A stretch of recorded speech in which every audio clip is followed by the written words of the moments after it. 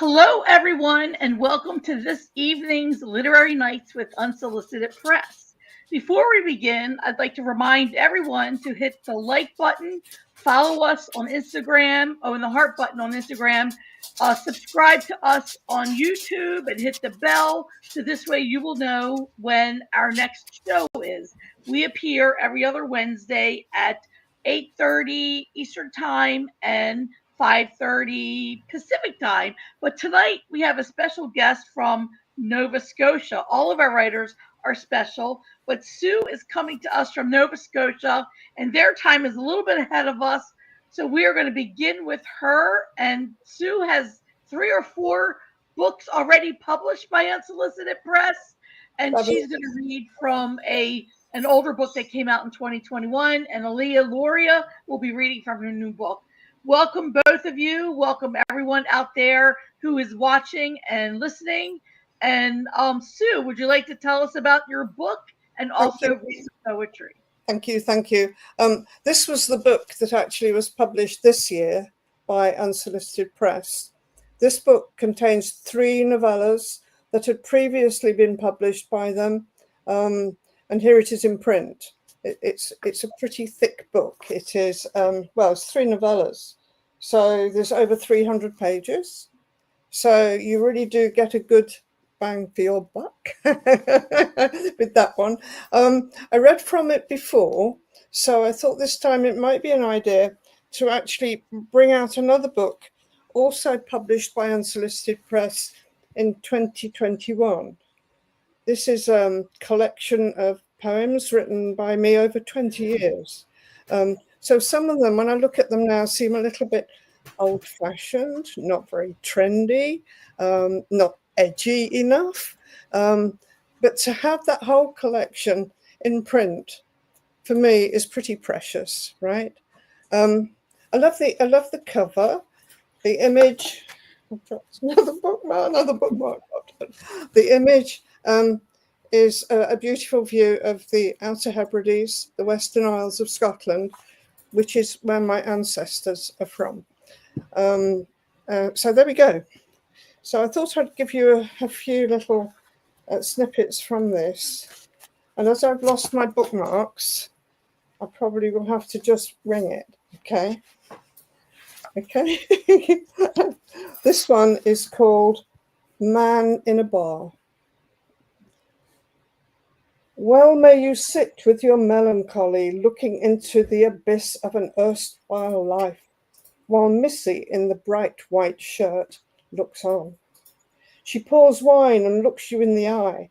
You do not see the bottle, the glass, the lass. You seek the past within the darkness, looking back. There is no future for you in full-bodied bull's blood wine, but a hankering for goulash, wafts then drifts on by with other tastes of consciousness. Searching now, for somehow you'll remember days when you sat around a checkered table, sipping bread, scooping that rich herb-scented gravy for your love. You stand and tip the white shirt girl, smile and offer thanks for succor that took you through the gloom and out into the place you need to be.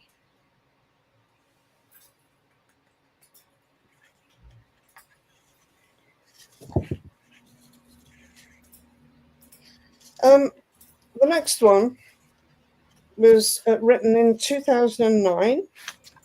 It was in a response to a call for submissions to write a poem in response to a poem by Leonard Cohen. They wanted 75 poems from around the world to celebrate Leonard Cohen's 75th birthday. When I got the call from Montreal, I nearly fell off my chair. I was absolutely shocked.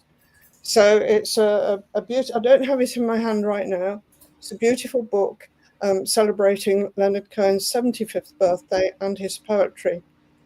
My poem was called Sister of No Mercy, in response to his poem To a Young Nun. It's a little bit biographical because I went to a French convent boarding school when I was 11. Sister of No Mercy. Between the lines, not so young when you taught fear and cowering, I learned tough and unbelieving. Whatever Leonard says, I'll say he's wrong, and hasn't felt your rod to save this child from spoil. Sweet smile encased in white belies the truth of brown beer bottles in secret cupboards, waiting for the time when all us girls asleep in dorms liberate you from more sins. Oh, yeah. I went to Montreal to Westmount High, to Leonard Cohen's old high school, to launch the book. And it was the most incredible experience. The next one is probably a little bit of humour. I do like a little bit of humour, you know. It's called That's Couples for You.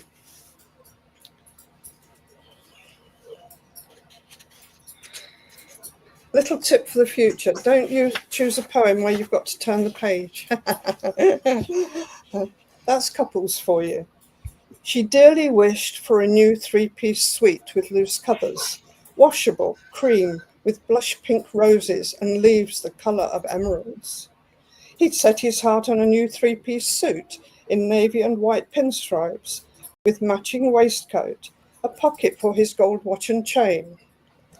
She sometimes thought about telling him of her wishes, pulling at the loose threads of the coarse bark brown of the old settee, but saying nothing. He often hinted about going to the races, not having anything to wear, plucking at his corduroys as if they were riddled with fleas, and then picking up his paper. She told no one. At the furniture shop, she chose the rose-covered covers. She ordered the new suite on the Never Never, something they swore they'd never do.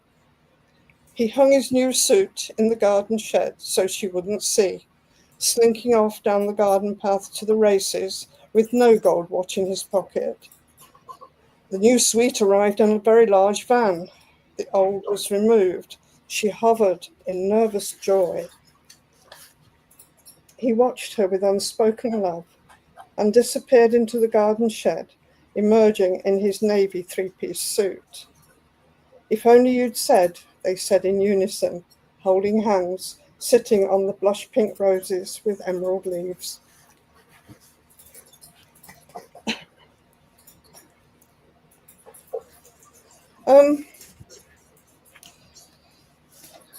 Again, a little bit memoirish, this one. It's called The Cookery Book Given to You by Your Mother. The book I'll start again. The book given years ago by Mother, with yellowed pages, curling corners, marked How to Bake a Cake to Net Your Lover. Answers between the blue-grey linen covers are recipes for love affairs of hearts in the book you've had for years from Mother. Take a large bowl, crack 6 eggs of plovers. Be careful now, for here's the tricky part on how to bake a cake that captures lovers. You add another message above hers. Add honey to the cherries or they're tart in the cookbook given by your mother. Now rest a while and you will discover the secrets hidden in your mother's charts and how to bake a cake to keep your lover. Pages safe between those linen covers tell so much more than recipes impart. The book given years ago by Mother, How to Bake a Cake to Love Your Lover.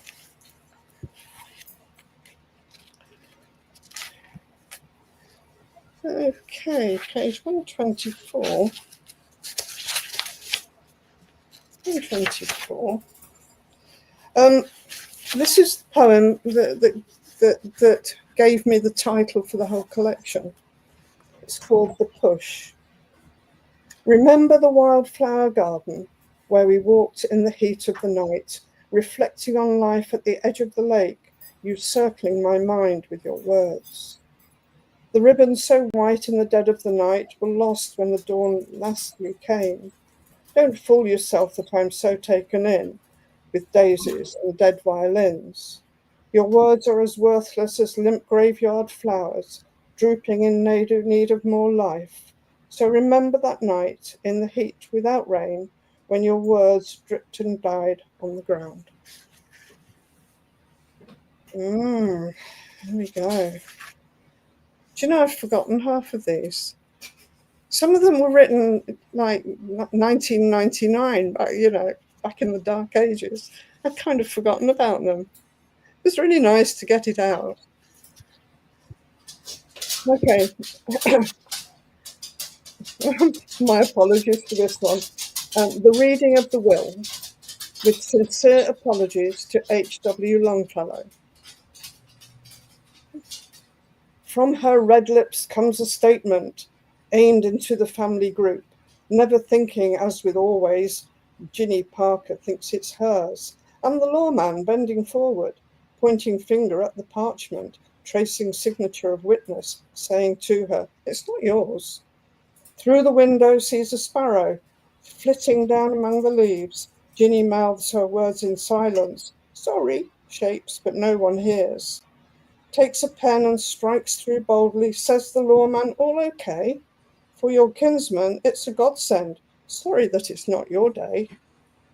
Now the others all sit up straight, take the wool out of their ears, listen sharply to the lawman, wonder if it will be theirs. Glance around at uncles, cousins, till their guts are almost bust. Sorry, till their guts are almost bust. Little Henry, half in slumber, tiny thumb in mouth he sucks. Henry's daddy can't believe it when the words are truly read. Henry's mummy, blue eyes smiling, tells her baby, it's the best. You're the one who Great Aunt Dora thought should have the princely son. Ginny Parker puts her tongue out. Uncles, cousins yell, not us. It's his windfall, says the lawman. Let young Henry pave his way for a future he would not have without old Dora's final say. What fun, hey? What fun.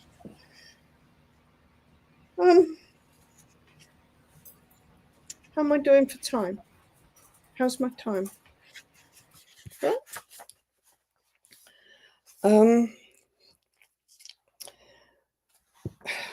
The Ridgeway, the oldest road. It's actually the oldest road in Europe, the Ridgeway. It's in Wiltshire. Goes through the Vale of the White Horses. Chalk. Rolling downland, wide skies, skylarks dart, beach copses, signs of ritual. Ley lines to Uffington, white horses carved, scarps to valleys, Avebury's circle of stones, cathedrals of time, touching, Lairs years of warmth, Longbarrow at Kennet. And on to Barbary, Iron Age hill forts, 7 white horses under hooves of grazing sheep, where once King Alfred stood in victory. Take the oldest road, but leave its gentle mysteries in the windswept landscape. I'm just going to have a little sip of water.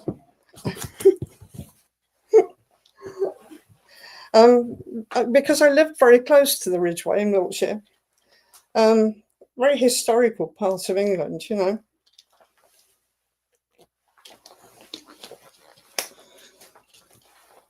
There we go. This is something that most people might relate to. It's called The Song in Your Head. The song was written in the sun, in trailing words upon the sands, telling of the years now gone, of lovers lost in nature's dance.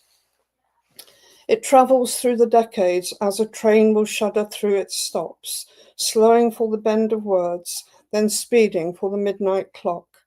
It is a song that works for all, that speaks of hope or long-lost dreams, with choruses predictable, of cadence soaked in melodies.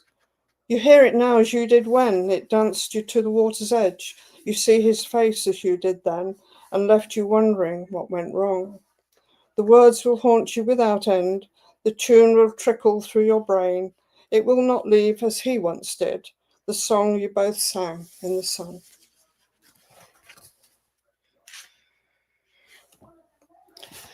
I'm not sure you know what a third space inhabitant is. I'm one, apparently. I'm a third space inhabitant. This might explain it. It's called Third Space Inhabitant, A Sense of Place and Home. It's dedicated to the memory of Alf and Rena. That's my husband's parents. Alf was from Norway, and he found himself here during the war when Norway was occupied. And so he didn't speak the language, and so he found himself settling in this very foreign land, right? And so I've dedicated it to their memory. A tongue, if it could, would speak in any language. For a fraction being parts in different cultures, the past is another country. Unearthed, deep, distant. The present is here, spoons banging on coffee cups. The heart knows how to respond.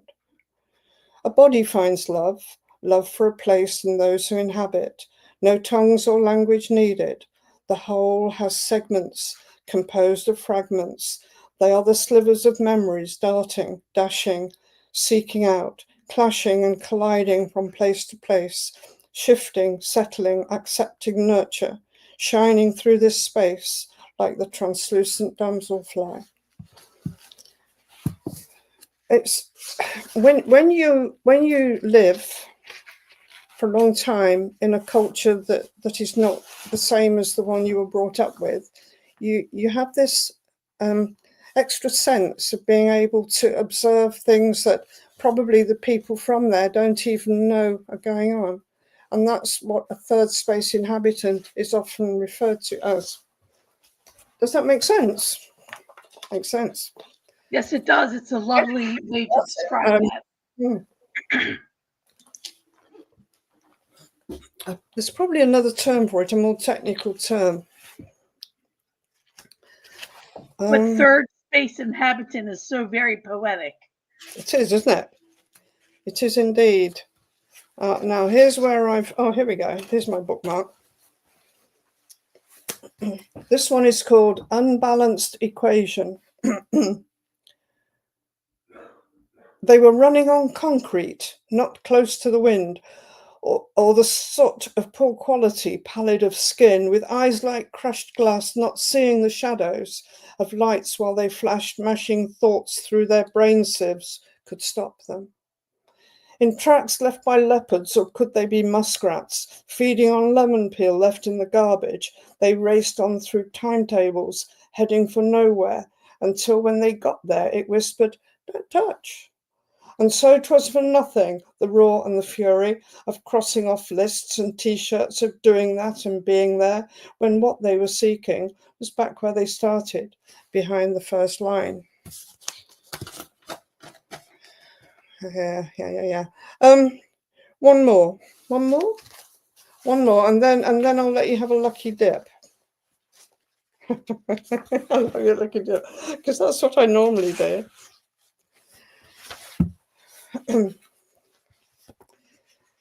Visiting North Uist, land of my ancestors. Expectation. Searching for forebears on a treeless island, few roads leading nowhere, scratching for just one scrap of material evidence they were here. Disappointment. Anything would do, a hint, a clue, a link, even broken, but stones line up, row after row, with no names, crofters' graves. Acceptance. The people would have known which stones were their stones, but they are all gone. I reach down and touch the coldest. I look around at unfathomable horizons. I feel the soft salt breeze on my face. I breathe the hint of kelp in the air. This is the land of my ancestors. I kept trying to... The unfathomable bit got me a couple of times, right? Okay. Your poems are always lovely, Sue. Thank you for sharing them with us. Is that all right? Would that do? It's fine. I do want you I'll put it in the chat unless you want to do it your full name. So if anybody wants to buy your books, they can certainly know how to look, know who to look for. Comment. Where do I get comments? So you hit comments at the top, or just tell me and I will do it. It's Sue. Okay. It's called Of Daisies and Dead Violins.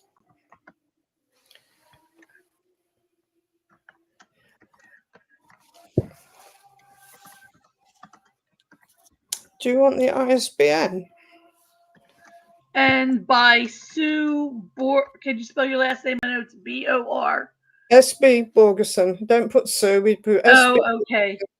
B-O-R G-E-R B E B-O-R-G-E-R-S-E-N.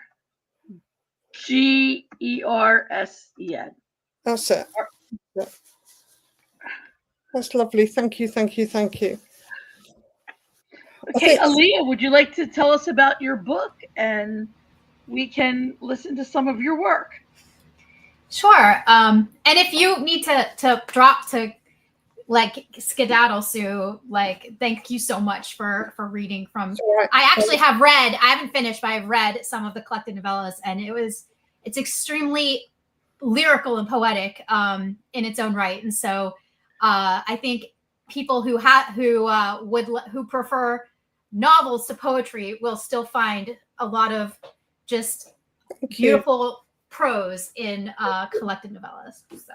Thank you. My book is Geri Oshimasu, and I'm actually not going to read from the physical copy because I have it up on my computer where I can just hit the next key and it will change the page for me, so I don't have to be like flipping through. But this is a hybrid memoir, a series of short stories about a semester that I spent living in Japan while I was in law school. And it's interspersed with a series of haiku and paintings of photographs that I took while I was there. You can see I have some watercolor paintings that I've done as well as some haiku. I'm going to read for everybody tonight one of the stories rather than any of the haiku. Again, this takes place during 2008. I was living in Tokyo.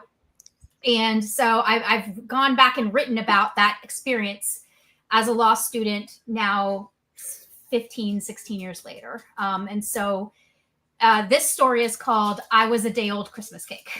And I will start. It should be hopefully a little funny. And I tried to pick one of the less obscene ones so that, it was family friendly. But I was a day old Christmas cake. I celebrated my 31st birthday while living in Japan. I came to law school as a second career and was already in my late 20s by the time I got my act together, finished college, applied, and was accepted. It was not unusual to be an older student in law school. We had some students in my class at University of Florida already in their 40s or older. We also had students in my class who were 19 when they started law school, and in some respects, they were much less equipped for the type of education law school provides than us old fogies. However, the average student was in their early 20s, most coming directly from undergrad. In the end, no matter our individual ages, we all learned in a trial by fire. I just happened to come to the firing squad later than most. My circuitous educational journey notwithstanding, I never felt older in law school than I did when I lived in Japan. It was a combination of the gender expectations strictly applied to Japanese women, even as late as 2008, along with the fact that the Japanese have a defined term for any unmarried woman over the age of 25. I was a day-old Christmas cake, or more literally a leftover or unsold kurusamasa cake. If you're wondering why that's such an insulting thing, think about it. It's like this. No one wants a Christmas cake after the 25th, and no one wants a woman older than 25. Looking back, it seems preposterous. I'm 46, actually I'm 48 now, and I can't even imagine thinking my life would end at 25 if I didn't find a husband. I didn't even marry for the first time until I was 35. But to further highlight how serious this issue is for the Japanese, here are some fun facts. In 2008, Japanese women only earned approximately 47% as much as Japanese men. They were expected to quit their jobs when they married and become the household manager. As a woman, if you didn't quit your job, it would bring shame on your husband and family. Were you working because you didn't think your husband could provide? Did you not take your role in the family seriously? Were you not willing to prioritize appropriately? These were just some of the questions that might be going through the minds of others if a Japanese woman continued to work after marriage in Japan. As far as I recall, at that time, there were only 2 women in the Japanese Diet. Essentially the legislative branch of the Japanese government, like our Congress. Neither of these ladies were married, and one of them was the daughter of a Diet member. The Diet in Japan has a lot of legacy participation inside families, which explains why one was a daughter. She was perhaps the only child. My female classmates reported to me that there were no female bengoshi, trial attorneys, at any of the functions they attended.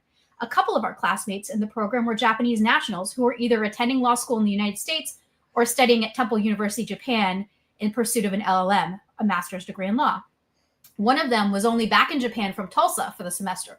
She was in her 30s as well, and so she was well past the average age for a law student. We had a long conversation with her about her situation, and she made it clear to us that her choices were quit and get married or work and forego a family. There was no third option if she wanted to live in Japan in the year 2008. Not 1950, not 1970, 2008. It was depressing just to hear about it from her. But the microaggressions of living in Tokyo as a woman, foreign or otherwise, were constant needles picking at my soul a millimeter at a time. Often, my male colleagues were approached by men, chatted up, invited random places, and treated like celebrities on the train. My female colleagues and I were never talked to, ever. I didn't even realize that was a common practice towards the guys in our group until Carrie and I just happened to be present when a group of Japanese men came up to us at the train station and started chatting up the guys in our class. Only the guys. They wanted to know why the guys were here, and upon learning they would be American lawyers, wanted to exchange numbers and stay in touch for business purposes. This was on a train platform. If you're not aware, the Japanese are almost never willing to approach a stranger in public that they don't already know for purely social reasons, without a formal introduction. I say almost never because I'm pretty sure the answer is never, but I was present for one of those exceptions. In stark contrast, the same friend and I were once approached on a train platform by a lone Japanese woman who asked us in English where we were from. She was small and a little square with shortish, nondescript dark hair, glasses, and plain features. She wore a skirt and blazer and basically blended into the background of Tokyo. If she hadn't spoken to me, I never would have noticed her or remembered if I ever saw her again. But our conversation etches her in my mind forever, a physical rendering of the despair felt by a Japanese woman who had briefly escaped the cage, only briefly. America, Carrie said, and I nodded. The woman whose name I don't know and couldn't remember if she ever told it to us began to speak. I lived in America for 5 years, she said. Her face was a mixture of exhilaration and longing at the memories flickering behind her eyes. Did you study there, I asked. My company sent me to learn there, she said, because I knew English.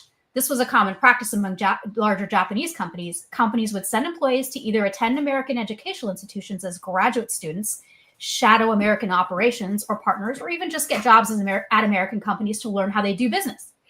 At the time, it was unusual to send women, as far as I knew, but a good working grasp of English trumps gender when there's an economic benefit to be had. I love America, she said, emotion creeping into her voice. I was so free. I am not free here. I want to leave and go back, but I can't. I wanted to cry, to give this woman a hug. The agony of realizing she was admitting these feelings to total strangers on the train platform because there was literally no one else in her life that she felt she could have this conversation with shredded me. She was a leftover Christmas cake for sure, and she was obviously a working woman, and all she saw when she looked down the path of her life was a desolate wasteland. It was awkward, intense, and heartbreaking. After she bowed and thanked us for our time and got on her train, Carrie and I were silent for a bit. This was a part of Japan that I knew about, that I experienced even as a gaijin, but a part that I would never have to accept into my identity the way that poor forlorn woman already had done. Yes, I too was a day-old Christmas cake, but I could leave that horrific label behind when I left Tokyo and resume my life in America, where I was by no means treated with absolute equality, but where my life would be looked at by millions of Japanese women as a panacea. I don't recount the story to somehow glorify the United States. It's where I was born, where I grew up, and where I call home, and where I feel most comfortable, despite the current state of political and social turmoil that finds people's individual rights being continuously abrogated, even as gun violence runs rampant and 7-year-old children die on Independence Day because assholes bring guns, excuse my language, to the beach and argue over jet skis. If that seems oddly specific, that's because it happened this week in Tampa, Florida, where I live, and I still feel sick knowing that permitless carry went into effect July 1 and a child died 3 days later, hit by a stray bullet while hiding in a truck as his grandfather physically shielded him from a gunfight. The bullet went through the grandfather's finger and struck the child in the head. Non sequitur aside, I tell the story because there is a devastating sadness to think that this woman was so unhappy that she'd rather risk the daily discomfort of living in another country on a 14-hour time difference from her family than to remain where she was. in the culture she grew up in and understood intimately. The often violent, xenophobic, homophobic, transphobic, racist, and ruthless America was preferable to the relative safety, both physically and emotionally, of living in Japan. It's a sobering thought, both because as a country, the United States could be doing a hell of a lot better than we are, really no excuses, folks, and because even when we aren't, there are still people that would choose this in a heartbeat over their existing situations. And some of those people live in the largest city in the world with highly advanced technology and some of the longest lifespans. Despite all these challenges for Japanese women, as a gaijin, it seemed as if Japanese men had as much trouble pinpointing my age as I did theirs. Generally, men might not have wanted to talk to me, but they were fine with staring at me in public, particularly on the train, and groping me if the opportunity presented itself. On any given train ride, I would lift my gaze from my phone or a book to invariably catch 5 pairs of eyes shifting from me to a random part of the car. Unless the man was old. If he was old, he'd just stare right into my face or right into my chest if he was particularly brazen. I guess having 0 Fs to give as you age is a universal condition. One night in Shibuya, I was either forced or had the opportunity, depending on how you choose to frame it, to directly challenge these diametrically opposed realities. It was not long before my 31st birthday, and my friend Amy was still visiting me from Florida. Amy and I met in college in 1997 when we were both randomly assigned the same suite at an off-campus student apartment complex. She also happened to know my boyfriend at the time since they both played in a vampire LARP group. Amy was a goth and I was a nerd, but we bonded over the fact that we were both incredibly smart, both liked anime, and both got into playing Dungeons and Dragons. Dungeons and Dragons solidly overlaps with both goths and nerds. By the time she visited me in Tokyo, we'd been friends for over 10 years. The goth and nerd personas have largely been shed, but the love of Japanese food, anime, J-pop, shopping, and Japanese dramas continued as shared interests. When we get together now, we still go shopping and spend time catching up on our respective lives, but we've largely moved on as Japanophiles, except for maybe the food. At the time, Amy was so excited to visit Japan that she came for 3 weeks and took an unpaid week off work so she could stay longer than her paid vacation allowance. She was with me over my spring break, and we took that week to travel to Kyoto. Amy and I used to like to go dancing back in the day, so one of the must-do activities was hitting up a club in Shibuya. I can't remember which club we went to, whether Amy found the place or I did, but it was a sprawling club with a bunch of different rooms, some of which had seating, some of which had dance floors. There was a DJ spinning, and he caught Amy's full attention, so we spent a good amount of time milling around watching him. At some point, I remember I snagged a table at one of the main areas, and I was sitting there when a handsome young Japanese guy slid into the chair next to me. He introduced himself in a passable English and asked if I had a boyfriend. Yes, I said, giving him an apologetic smile. Well, I can be your Japanese boyfriend, he responded, unfazed by my admission that I was seeing someone already. But I have a boyfriend, I repeated. That's okay, he said. I will be your Japanese boyfriend. You can take me to America. The implication was that whoever my partner was, they were not here in Japan with me, so Mr. Young Guy was perfectly willing to be a stand-in. This kid could not have been older than 21. I asked him what he did, and he said he studied accounting. How old do you think I am? I asked him. I felt almost bad setting him up this way, almost. 22, he said, looking surprised and vaguely alarmed that I had posited this question at all. The fact that I'd asked him to guess my age had put him on the spot in an unexpected way. I was a gaijin, however, so the rules of propriety did not apply to me. I gestured up with my left hand, signaling to go higher. 23, he tried. I shook my head, giving him a small smile. His throat bobbed as he swallowed hard, perhaps sensing the trap. 25, I shook my head. In response, he pointed up gingerly, and I nodded. And by this time, the discomfort was palpable. 27, he asked. He was getting green around the gills, but the discomfort had intensified to concern. Again, I shook my head and gestured higher. At this point, I could see that he was steeling himself, that he might be hitching his wagon to an old mare. He started to guess again, but I spared him the pain. I'm 30, I said, almost 31. I held up 3 fingers to hit home my point. The young man's attempt to reconcile this completely unsatisfactory number with his desire to find a sugar mama to take him to America painted his face a picture of blunt calculus, and I had to restrain from laughing. It's okay, he said finally, mustering a bright but tense smile. I can be your Japanese boyfriend. In his mind, pragmatism won. But really, is it pragmatic to try to get an older woman who is already seeing someone to take you away to America? As you may suspect, I ultimately declined his generous offer to suffer my decrepit company. My partner at the time did not find this exchange amusing. My seeming attractiveness to men, whether Japanese or even just the guys in my law program who were routinely 7 or more years younger than me, was a constant source of tension during our relationship while I was abroad. I was constantly having to defend my decisions, and the thought of dealing with yet another person asserting control over my behavior was exhausting. Living in Tokyo, the entire balancing act of gender and role expectations was an ironic place to be, since I was there to learn and enjoy immersing myself in another culture, not to sow my oats. Additionally, I had researched and applied for this program before I even began dating my partner at the time. So if anything, I had committed to having an experience in Japan before I ever met them. Looking back, the fact that I felt I had to meet these conflicting expectations and be a dutiful girlfriend to an American I'd only been dating less than 6 months, a friend to the guys in my class, a novelty to the Japanese men, and eye candy for all of them was completely ridiculous. I guess 15 years later, I no longer subscribe to my body and my mind being the purview of anyone else, whether I'm romantically attached to them or otherwise. Romantic attachments require a completely different litmus test now than they did in 2008. It's hard to argue that a man will make your life better when after 46 years of life, they consistently have not. I'm not an angry man-hating woman bitter about her past relationships. Every person I've loved or believed at the time that I loved taught me something valuable about myself. Despite this assertion, I'm also not a pessimist about love or future relationships. I never made relationships my goal going into them, but I think it's just as important not to fall into a relationship or default to one because someone else wants it. I need to become very intentional in my abstaining from a relationship where one doesn't make sense to me. Finally, I'm an optimist about me and my ability to be happy outside of a relationship.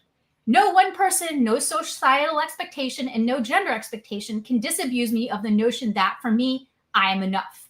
I always think I knew this, but knowing it and acting on it are different. As I quickly round up to an age double the expiration date in Japan, this knowledge is really freeing because every day is Christmas and I never expire.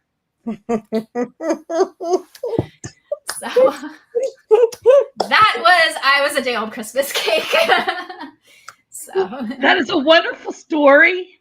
So you have a question from Ashley Fink. She wants to know, what is the genre of the book? I guess it's a travel memoir, but it's a hybrid memoir because it's a personal essay collection with poems and watercolor drawings. All of them focusing on the time I spent living in Japan. Thank you. Yes, that was a fantastic last line. So now begins the Q&A section of our reading. So I would like to start with Sue because, Sue, I know your Nova Scotia time is ahead. Can you talk a little about what inspired your poetry? Ranges from a lot of places or a lot of eras, I could say, but a lot of it focuses on, relationships. So can you talk a little bit about what inspired this book or these poems that you wrote over time? Or do you write every day? Talk a little bit about your book and your process. The writing poetry for me enables me to get at the very essence of what I want to say, the very essence of the message. And sometimes it's difficult to say. I wrote a poem this afternoon called Cleaning the Bookcase. And it was one of these continuous stream poems, which basically listed random book titles from my bookcases. Cleaning the bookcases is a huge task, and you can sometimes get lost in it. And that's when I tripped over a couple of books of poetry I'd written way back. One of them was this, Distant Voices and Talking Drums. It was a 6-week-long distance poetry project that I hosted for a writing group. And each week we took a different poetic form and explored it. So that can be what the inspiration may be, is the poetic form, like, okay, I really am desperate to write a villanelle today, for instance. It's not about things, it's about people and places and when they speak to me. and I really feel the need to actually capture. I paint as well. I'm a visual artist as well. So to actually capture a place or a feeling in words takes the art form, for me, a little bit deeper than visual art. It gets and always open to interpretation. I know that people read my work and they see something completely different in it to what I possibly intended. And it's good for me to go back and read it again and see what else is in there, right? So even though some of what I read was for fun, like the reading of the will, if you dig deep in a poem like that, you'll find there's a lot of truth in it, right? The unfairness, the arguments, but I've sort of made it humorous. Sometimes humor can, how can I say? Sometimes humor can get even deeper into the subject matter. I write a lot of haiku. I write a lot of what I call postcards, and I don't know. Sometimes I'll take a whole month and I'll write a verse a day, so it'll be like a ballad, right? I did write one 30 days from the point of view of the wife of a lobster fisherman, for instance, right? Because, well, here, I don't know what it's like elsewhere, but here a lot of the architecture provides for the wives or the women to be up in a big window looking out over the harbour, waiting for the men to come in, waiting for the boats to come in.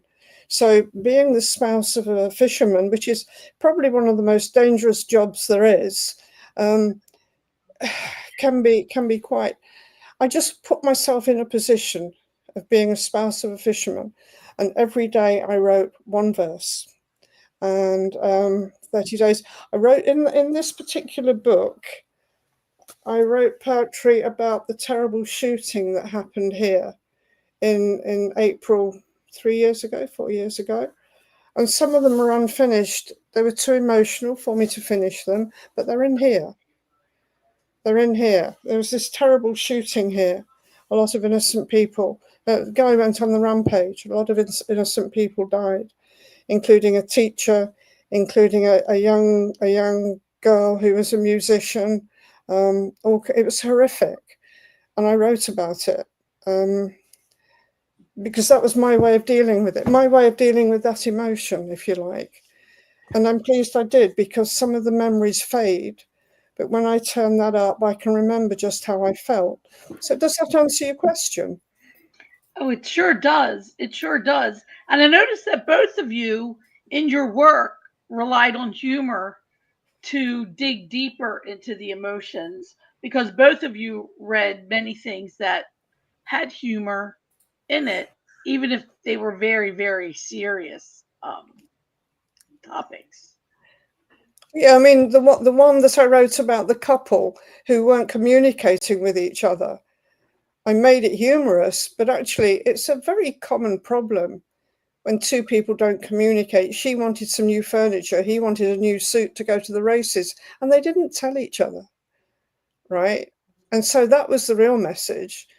So you're right, by using humor, you can make it work, right? You can make it work, I think. Definitely a part. I think one thing about cultural critique is that you have to have a self-deprecating sense of humor if you're going to do that kind of work. Yeah. But also, I think for me, being able to laugh a little at myself makes what I have to say, at least in my mind, a little easier for people to take. I don't know. So Alia, is your book is a memoir, kind of with it's creative nonfiction, I'm assuming. Yeah. With the So how long did it take you to write One Day Old Christmas Cake? It's a hilarious piece, but it's also a commentary on how women are treated worldwide. And in fact, the term that Stu used, third space inhabitant, comes to mind because you showed in your story that women tend to be third space inhabitants no matter where they are, no matter what culture they're in. So can you talk a little bit about, because you related Japan very nicely to the US in that piece. Yeah, and I think one of the reasons why I waited so long to write this book, like, because I had these experiences more than 15 or plus years ago, and one of the reasons I waited so long to write the memoir is because I didn't want to write something that was just a kind of I didn't want to write a recounting or a series of actions. I wanted to write the impact, right? And so we talked about, I talked about with another person, writing from your wounds versus writing from your scars. I wanted to write from my scars here because I wanted people to see what I'd learned and what I had taken from that experience decades on and what had stuck with me rather than what I experienced in that moment. So while I try to bring people into the moment, I really want to tie it back to the broader understanding of myself as a person and someone who lives in America, and someone who's a woman and someone who has a certain sense of justice. And so, these stories, a lot of them were written pretty quickly. Once, because I have the story in my head for a long time and that's getting it out on paper. But I try to infuse elements like mentioning the shooting that happened in July of 2023, right before, permitless carry became a thing in Florida. That happened, so I wanted to kind of infuse it with a sense of presence, even though I'm writing about the far past, so that when you read it, you can reconcile those two people, me then and me now. And so, yeah, hopefully that comes through. I think it does, but yes, it does. Oh, I think it does. Yes, I think it does very much. So, now, do you write every day? Sue, I'm assuming that you write every day. I hate to tell you this, but I've stopped. I'm 81. I've been through 2 years of something called PHN, which is post-hepatic neuralgia triggered by shingles.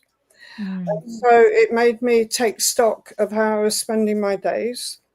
And with 7 books published by Unsolicited Press and many, many more published elsewhere before that, I feel that I've done what I need to do. I have 9 manuscripts that haven't seen the light of day, and they will probably go on the bonfire this winter.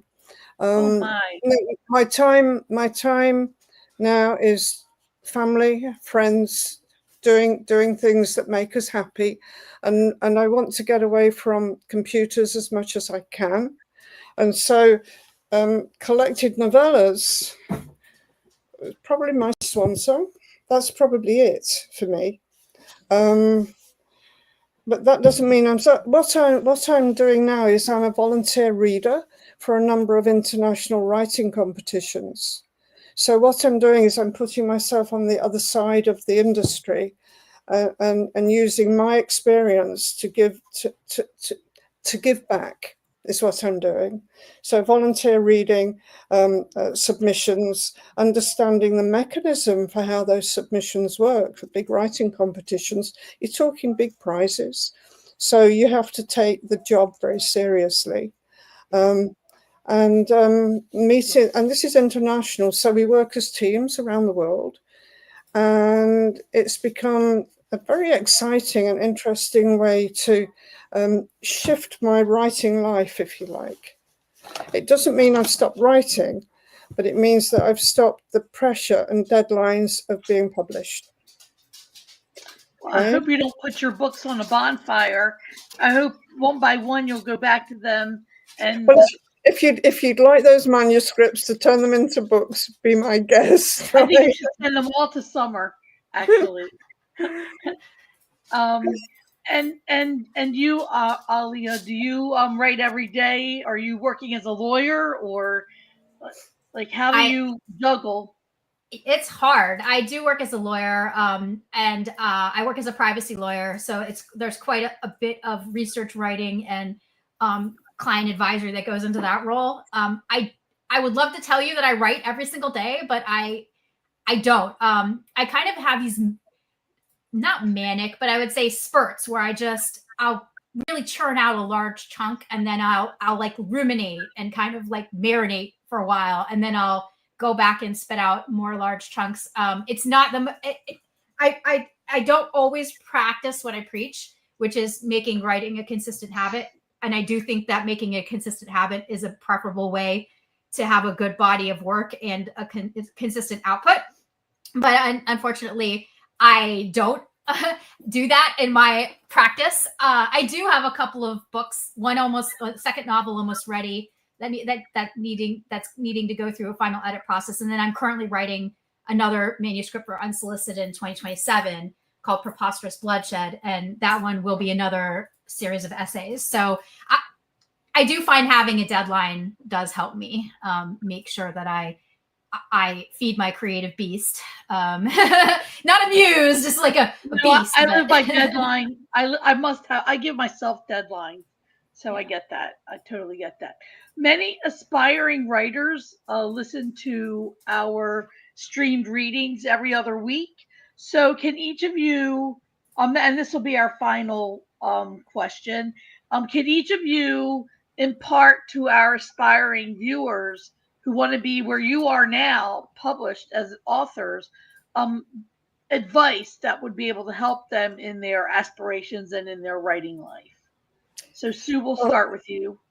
I would say use ordinary English. Don't use fancy words. Keep off the pronoun I. Sorry, if it's a memoir, then it's completely That's okay. Dialogue is key. What you can do is you can take a short story and you can turn it into a one-act play, and then you can turn it back into a short story, and it'll be all dialogue and it will come alive. There you go. Beautiful. Beautiful. I will say on the subject of memoir, as a counterpoint to Sue, don't assume that you don't have anything worth talking about. A lot of people, and I was afraid to write personal essays for 40 years. So I didn't write my first one until I was 40, because I was like, why would anyone listen to what I have to say? And I think that if you can remove the judge from your consciousness, even more with memoir than you do with novels and fiction. Think about how ordinary situations like waiting on a train platform or, getting approached in a nightclub might be a story that resonates with someone in the context of your experience. And so think about if you're interested in that memoir, don't just dismiss it as I have nothing to say. Think through those ordinary moments in your life where you learned or grew or thought of something, and realize that there may be people who are interested in that, and that you as a writer may have something to share there. So. Yes. And how long did it take each of you to get published the first time, your first book? How many rejections? With Unsolicited Press. With any book. We're talking to aspiring writers who my first short story was published in 1958. Congratulations! Yeah, that's wonderful.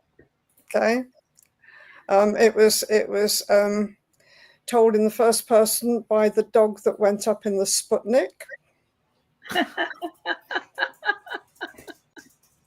And I've still got a copy. Yeah, 1958. All right, there you go. Does that answer your question?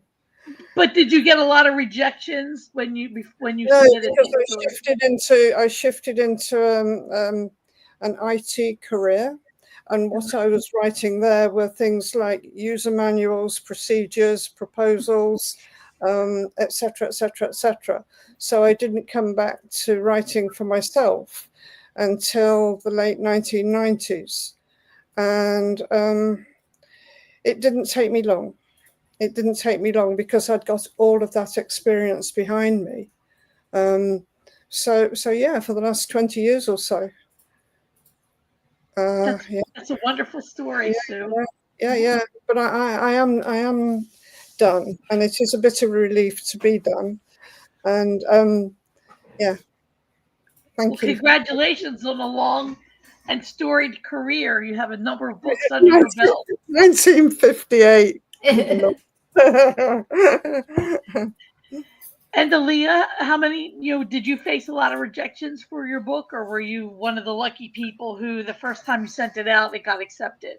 Well, so my first novel, I did self-publish. I was a working attorney at the time. I didn't really, I was working for a big law firm, and I didn't have the time to kind of kowtow to the deadlines that are part of a traditional publishing role. And so I didn't even try. In fact, one of the people who reviewed it for Writer's Digest, they in the self-published award said this could have been published by a big five. I don't know why was she rejected. I didn't even try. I didn't even try.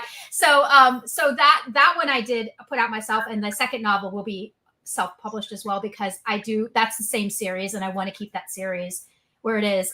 I did have an idea for the Getty Oshimas in its current form. Didn't exist until I sent it to Unsolicited. I had it as part of the story. The story, the title Getty Oshimas is also a story in the collection, the first story. So I had that story written, and I had submitted it to another small press as part of kind of a collection that I was going to call Hate Mail. That, the kind of the love-hate feeling about, like, and you would understand it if you read that story, why I felt love and hate at the same time for Japan. But but it was rejected, and at the time I was told that it wasn't a fit for them, or that but I think they thought it was also a conflict of interest, because I did some legal work for the press, and I did it pro bono. There was no relationship there, but they felt it was a conflict of interest. And so when it came time I'll be real, I just kind of emailed Summer, because I had worked with Heather Lancasera, helping her market Gathering Broken Light in 2022. I can't remember when it came out. 2022. I'd helped her with marketing. And so I already had Summer's email. And when I learned about the Year of the Woman, I basically emailed her and was like, I have this story. I have a few stories about Japan, and I've been looking to build them into a collection. Would you guys be interested? And she said yes. So yes. That was about as lucky as it gets. Yeah, that is about lucky. That's what happened. I can tell you my first book had 80 rejections before no. said yes. I mean, so I heard back from Summer in a week when I had 150 microfictions, right? All 150 words each. And I just pitched it to Summer, and she said, send it. That was it.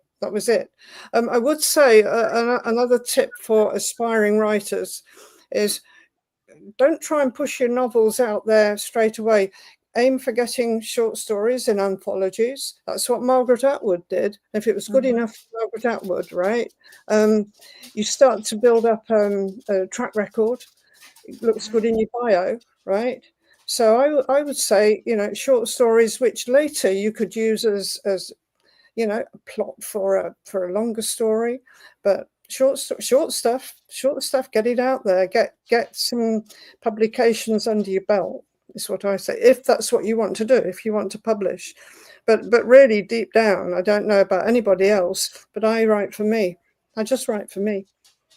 I don't write with the intention of getting anything published. I write because I love to write. Okay. Probably the best reason to write, because if you write for yourself, what you like to write, the publishing will come. Yeah, I think so. And I mean, you shouldn't be afraid to write what you think readers might not like to read. That's their problem, not yours. Bravo. Right? 100% agree. 100% agree. Yeah. So I have attended quite a lot of well-known authors' readings in person. Like I've had a glass of wine with Margaret Atwood and things like that. And jealous, my hero. That can, you get the feeling that you're creeping in with your tribe somehow. No, Susan Musgrave. She's a Canadian author and poet. She was married to that bank robber, Stephen, what's his name? and she came and gave a workshop here, and it was a poetry workshop.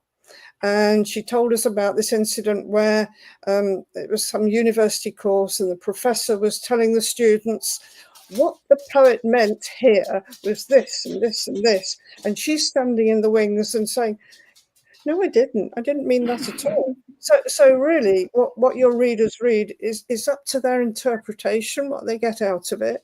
It might not be what you mean at all. They might get something completely different out of it. And that means that your work is really layered very cleverly. Sometimes you don't realize you're layering the way you are, right? But there are depths that other people will get something else out of. Don't be scared to put pen to paper. That's my advice. Go for it. Very sage advice from you, and I so appreciate it with your long history of publishing. Go for it. So, I may listen. This winter, I may well drag one of those manuscripts out and have a look at it. Yes, I hope so. Your work is wonderful. Well, we've reached the end. We have reached the end. I want to let everyone know that our next show is September 3rd. I hope that everyone will join us. Thank you to Sue and Alia for sharing your work with us. What a wonderful evening. I hope everyone who watched is inspired. I hope each of you are inspired. And thank you for joining us, everyone out there. And thank you to Sue and Alia. Thank you for having us. Hosting. See you again. See you on September 3rd, everyone. Bye-bye.